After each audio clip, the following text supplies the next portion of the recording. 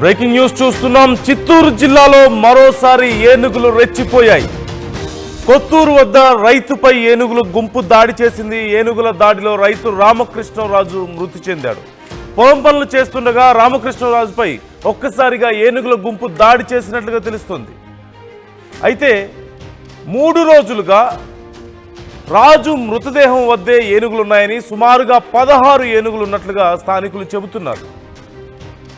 ఈ నేపథ్యంలో రామకృష్ణరాజు మృతదేహంతో గ్రామస్తులు రోడ్డుపై కూర్చొని నిరసన వ్యక్తం చేస్తున్నారు. కొత్తూరుకు CM Chandrababu, deputy CM Pawan Kalyan రావాలంటూ వాళ్ళు డిమాండ్ చేస్తున్నారు. అటవీ శాఖ అధికారుల నిర్లక్ష్యం వల్లే రామకృష్ణరాజు మరణించాడంటూ ఆరోపణలు చేస్తున్నారు. కుంకి ఏనుగులను ఎందుకు ప్రయోగించడం లేదంటూ వారు ప్రశ్నలు సంధిస్తున్నారు. రామకృష్ణరాజు మీద ఏనుగుల గుంపు దాడి చేసి అతని ప్రాణాలు తీసి అతని మృతదేహం అక్కడే ఉన్నా కానీ ఏమీ చేయలేని పరిస్థితుల్లో తామందరం ఉంటే కనీసం అటవీ శాఖ అధికారులు సరిగా స్పందించలేదు అంటూ వారు ఆందోళన వ్యక్తం చేస్తున్నారు. ఒక ఏనుగు చనిపోతేనో, ఒక జంతువు చనిపోతేనో పరిగెత్తుకుంటూ వచ్చే అటవీ శాఖ అధికారులు ఒక మనిషి ప్రాణం పోతే ఎందుకు రావడం లేదు? మనిషి ప్రాణాలకు అంత విలువ లేదా అంటూ వారు ప్రశ్నిస్తున్నారు. ప్రతిసారి ఇలాంటి దాడులు జరుగుతున్నా అటవీ శాఖ అధికారులు, ప్రభుత్వం ఎందుకు విఫలమవుతున్నాయి ఇలాంటి దాడుల్ని ఆపడంలో?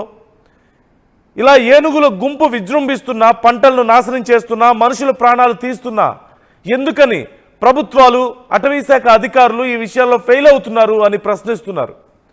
ముఖ్యంగా మనందరికీ తెలిసిన విషయమే, కుంకి ఏనుగులను తీసుకొచ్చింది ఏపీ ప్రభుత్వం. ముఖ్యంగా AP deputy CM Pawan Kalyan చొరవతో కర్ణాటక నుంచి కుంకి ఏనుగులను తీసుకొచ్చామని చాలా గొప్పగా చెప్పారు. మరి ఎక్కడా కుంకి ఏనుగులు?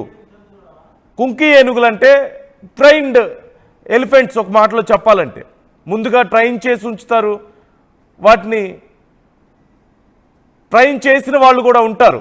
ఎప్పుడైనా సరే ఇలా గుంపుగా ఏనుగులు వచ్చి అడవి ఏనుగులు గనక దాడి చేసినట్లయితే ఆ సమయంలో ఈ కుంకి ఏనుగులు వెళ్ళి వాటిని దారి మళ్లించడానికి, అక్కడి నుంచి పారద్రోలడానికి ఈ కుంకి ఏనుగులను ఉపయోగిస్తారు. అంటే ఒక ఏనుగుని కంట్రోల్ చేయడానికి మరొక ఏనుగుని, మన కంట్రోల్లో ఉన్న ఒక ఏనుగుని ఉపయోగిస్తారు.